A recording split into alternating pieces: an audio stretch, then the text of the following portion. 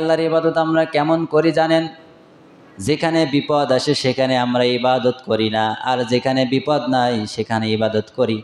এজন্য আল্লাহ তাআলা কোরআনে বলছেন, ফাইদা রাকিবু ফিল ফুলকি দাউল্লাহা মুখলিসিনা লাহুদ্দিন ফালাম্মা নাজ্জাহুম ইলাল বাররি ইযা হুম ইশরিকুন।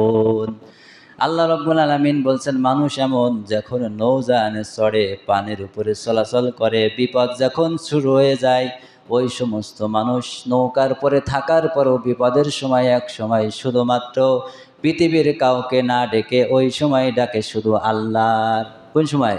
যখন আমি আপনি নদীতে চলাচল করি, যখন কোনো যানবাহনের মাঝে থাকি, নদীর উপরে নৌজাহানে চড়ে যখন ঝড় বৃষ্টি তুফান শুরু হয়, সেই সময় পৃথিবীর কাউকে না ডেকে, বলেন হিন্দু বৌদ্ধ খ্রিস্টান মুসলমান সবাই ডাকে কার? আল্লাহ। আল্লাহ ছাড়া কিছু আছে সেই সময়? আর ওই আল্লাহ তাআলা পরবর্তীতে বলছেন, ফালাম্মা নাজ্জাহুম ইলাল বাররি ইযা হুম ইশরিকুন। ওই একই মানুষ যখন নৌযান থেকে, ঝড়ের কবল থেকে যখন বেঁচে যায়, ওই বাঁচার পরে যখন নদীর কুলাসে চলে আসে, নৌকা থেকে যখন আরোহণ থেকে নেমে যায়, তখন ওই মানুষ আবার ওই আল্লাহর সাথে শিরিক করা শুরু করে দেয়। বুঝলেন?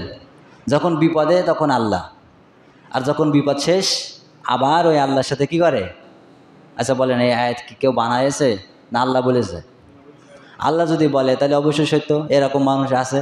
যদি নাই থাকে তাহলে আল্লাহ আয়াত দেবে কেন? তাহলে আমরা শুধু বিপদের সময় আল্লাহকে আপন করে নিই, আর বিপদ যখন শেষ তখন আবার ওই আল্লাহর সাথে আবার কি করি? শিরক করা শুরু করে দিই। দেখেন, এটাই আমাদের নীতি। তো এমন নীতি না। আল্লাহ তাআলা বলছে, তোমরা ইবাদত করো, ইবাদতের জন্য আমি আল্লাহ তাআলা তোমাদেরকে সৃষ্টি করেছি। ইবাদত করতে হবে, শুধু বিপদ আসলে সেই সময় নয়। ইবাদত করতে হবে বিপদও যখন থাকবে তখনও, বিপদ না থাকলেও তখনও, পরিপূর্ণতার সাথে সর্বসময়ে সর্বক্ষেত্রে একমাত্র ইবাদত করতে হবে ওই আল্লাহ সুবহানাহু ওয়া তাআলা।